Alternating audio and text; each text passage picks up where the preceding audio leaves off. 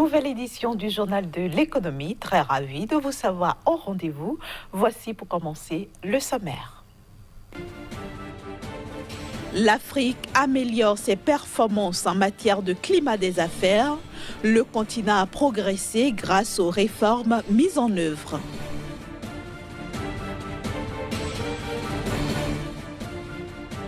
Les banques cotées en Tunisie affichent un bénéfice cumulé en nette progression. Il a augmenté de 19%.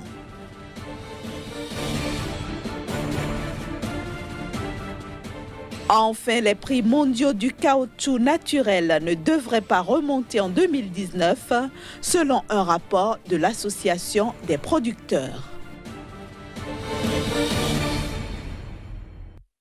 Il est aujourd'hui plus aisé de faire des affaires dans certains pays d'Afrique qu'en Europe. C'est ce qu'on peut déduire du rapport Doing Business 2019.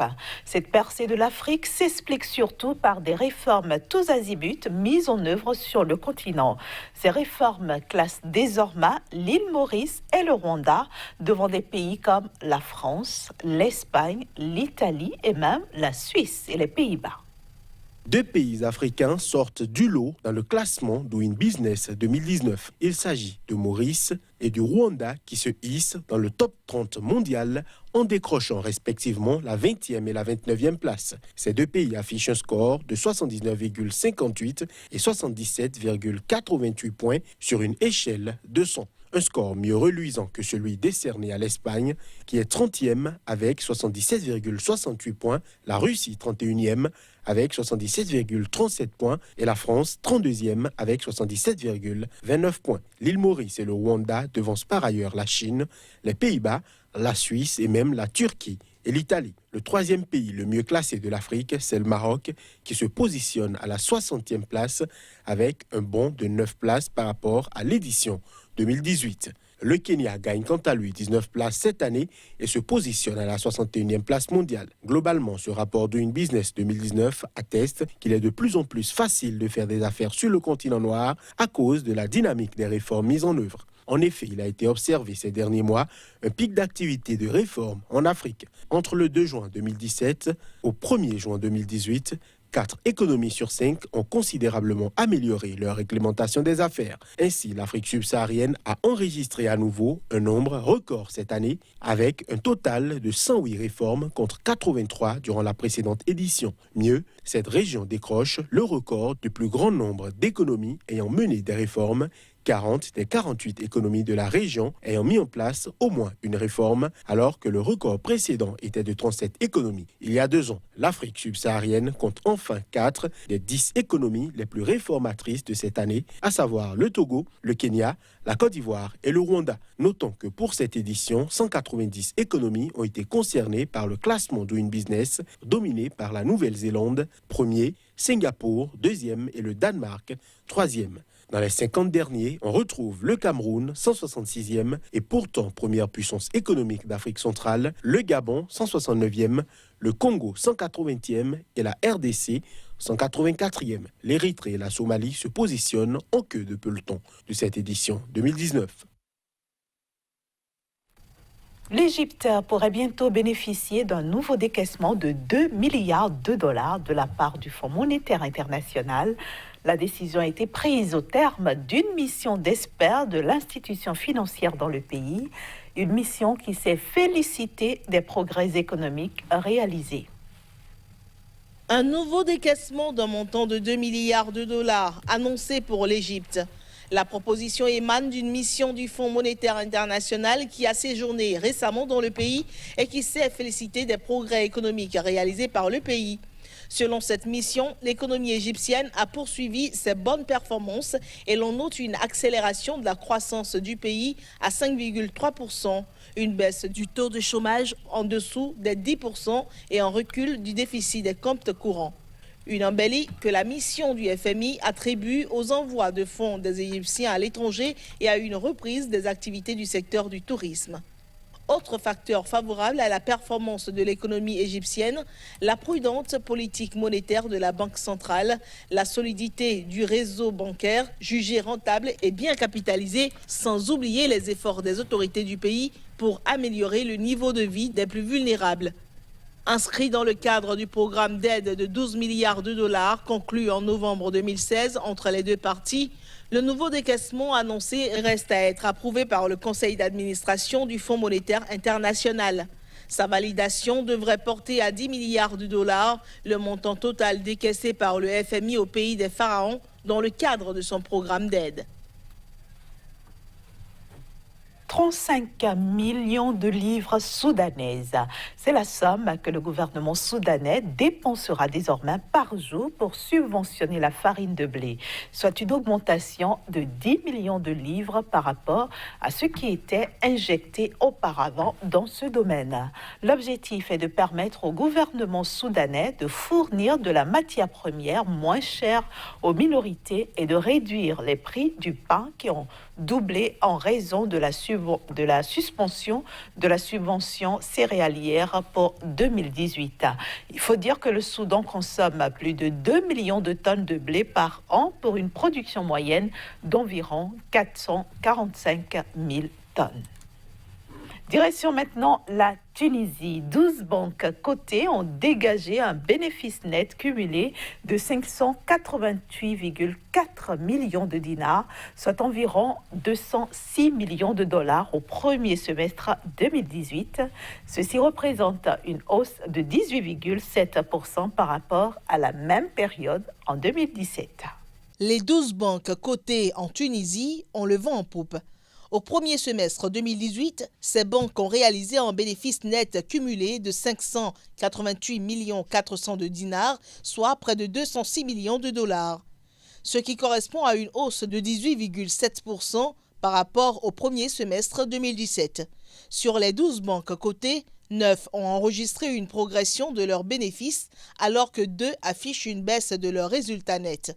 La dernière, en l'occurrence Wifaq Bank, a annoncé un résultat net déficitaire de moins 3 300 000 de dinars.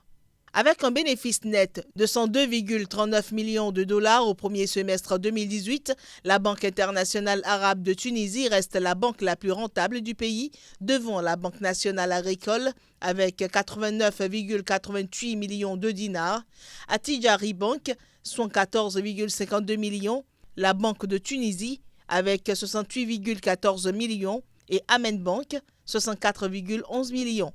La société tunisienne de banque a pour sa part réalisé la plus forte progression du résultat semestriel avec un bénéfice net de 35,82 millions de dollars contre 21,79 millions durant la même période en 2017, soit une progression de 64,4%. Elle est suivie de Attijari Bank avec plus de 37,9% et l'Union internationale de banques avec plus de 34%. Les exportations agricoles sud-africaines vers les États-Unis ont généré 367 millions de dollars en 2017. C'est en tout cas ce que nous apprend le département américain de l'agriculture dans son rapport en date du 30 octobre dernier. Ce rapport indique que 238 millions de dollars de biens agricoles ont été écoulés sur le marché américain en vertu de la loi AGOA sur la croissance et les possibilités économiques en Afrique. Les principaux produits agricoles expédiés sont les agrumes, le vin et les noix, et ont compté pour 158 millions de dollars en 2017.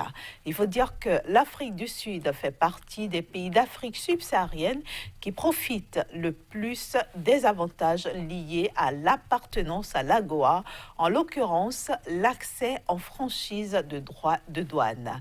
Le pays est le premier bénéficiaire de l'AGOA pour les produits non pétroliers et le second plus grand exportateur vers le marché américain dans le cadre de la dite loi, derrière le Nigeria avec 2,9 milliards de dollars de biens exportés en 2017.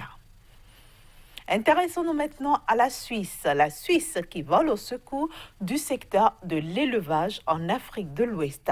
Ceci à travers un financement d'1,12 milliard de francs CFA débloqué dans le cadre du programme d'appui à la commercialisation du bétail en Afrique de l'Ouest. En 2002, la crise éclate en Côte d'Ivoire. Le commerce de bétail entre les pays du Sahel et la Côte d'Ivoire est brusquement interrompu, mettant du coup les acteurs, exportateurs et importateurs dans de grosses difficultés. Pour faire face à cette crise, les 8 pays membres de l'UEMOA, se réunissant à Bamako en 2004, lancent la Confédération nationale de la filière bétail-viande. Son objectif, promouvoir la filière bétail-viande par la valorisation des ressources animales et une meilleure organisation des circuits commerciaux. Les acteurs rencontrent de nombreuses difficultés sur la route. Il y en a qui demandent les certificats d'origine. Il y a certains pays même qui appliquent la TVA sur le bétail vivant. Tout ça, c'est réglementé dans la Confédération et c'est interdit. Pour remédier à cela, la Suisse accompagne les 8 pays membres de cette fédération à travers des actions ciblées depuis 2018. Elle vient de signer à Béguin un partenariat avec cette filière portant sur un appui budgétaire d'un montant d'1,12 milliard de francs CFA. Il y a dans le projet 2 composantes principales.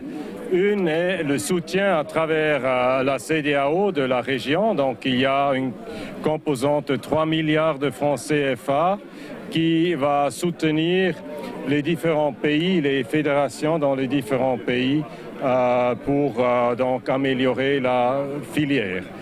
Du côté secteur privé, on donne comme deuxième composante un appui à la Confédération des fédérations nationales. Le soutien de la Suisse aux acteurs du secteur privé vise la promotion de la collaboration publique et privée afin d'accroître les activités de commercialisation du bétail en Afrique de l'Ouest, dans la possibilité de permettre aux éleveurs d'accéder à des marchés rémunérateurs et de rendre plus attractif l'élevage afin d'attirer des jeunes et femmes désireux d'entreprendre dans le secteur.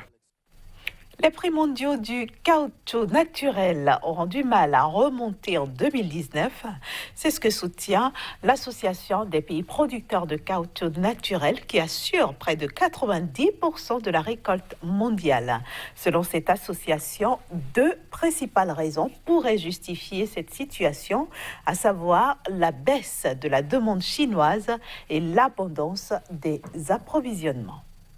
Les prix mondiaux de caoutchouc naturel n'évolueront pas de manière significative en 2019.